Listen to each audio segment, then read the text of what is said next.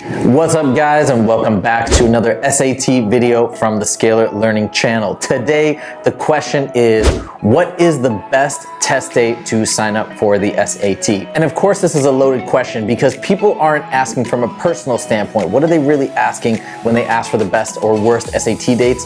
They're trying to figure out when the curve is going to be the best. And I have to put that curve in quotation marks, and we'll get back to why in a second. The reason why I'm making this video is because I've heard numerous college counselors have said, for example, that the August SAT is a bad test date because the curve is the roughest, or the June one is terrible because so many students take it, so it's a very competitive curve. Making statements like this are just simply patently false, and why they get passed from one person to another, I really don't know, but people just haven't done their homework. So I want to clear up everything in this video and explain how you should really choose an optimal test date. First of all, what does it mean for a test to be curved? One place where tests were curved all the time is in law school. So for example, in law school, when you take a final exam, the grade you receive is based on how other people have done. So for example, as long as you've done better than, let's say, 30% of the class or 20% of the class, you're gonna be eligible for an A- and above. As you drop lower through the percentile of the class, your grade will drop as well. So again, it's not like getting a certain number of points on the test will get you a grade. It all depends on how people have done relative to you.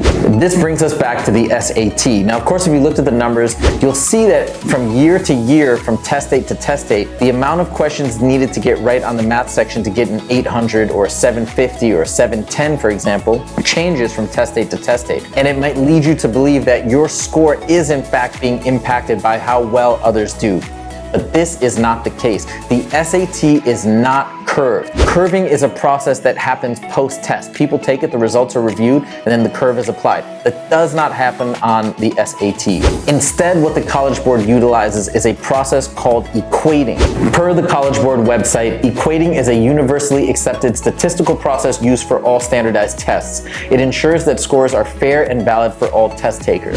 Essentially, what the College Board does is it looks at each test individually before it is administered and figures out how difficult it is relative to other tests. They use this perceived difficulty to determine how many questions you need to answer right to get a certain score. This is again happening pre-test. This has nothing to do with who else is taking the SAT on that particular day. This means that when college counselors tell you don't take the August exam because so many people take it and the curve is out of control, they don't know what they're talking about and they haven't done their research. Now that we know the scores are based on the perceived difficulty, do you want to take a test date with a greater difficulty or a lesser difficulty? It's a tricky question to answer because when you have a greater difficulty in math, let's say the curve is going to be gentler, meaning you can get a couple more wrong and still get the same score. Versus an easier test, there's less leeway. Perhaps getting one wrong can drop you down to a 780 in certain cases or 790. Whereas other tests, you can get 2 or 3 wrong and still pull an 800. So again, it's a bit tricky, but I would err generally on the side of wanting a more difficult test and having a gentler curve, but that's me personally. Now when it comes down to the test dates, can we actually predict when the harder tests or the easier tests will be administered?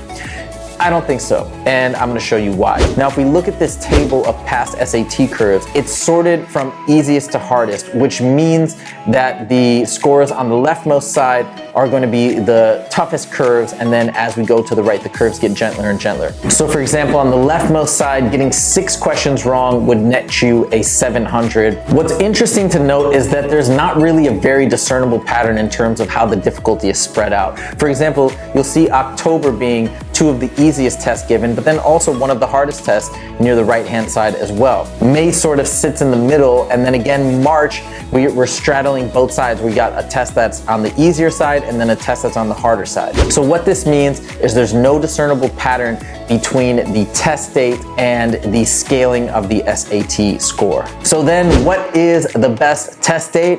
The answer is it depends on you. You should be picking the best test date based on what test date will give you the best runway to prepare properly. You want to make sure that you have a nice clear span of time where you can really get down to business and study hard and put in the practice hours. You also want to make sure that that test date is not going to be coinciding with final exams or any other big exams that are going to distract you. Me personally, I'm a huge fan of both the August test date and the October test date. The August test date gives you an amazing period of time time over the summer where you don't have to have any distractions and you can just go study super hard.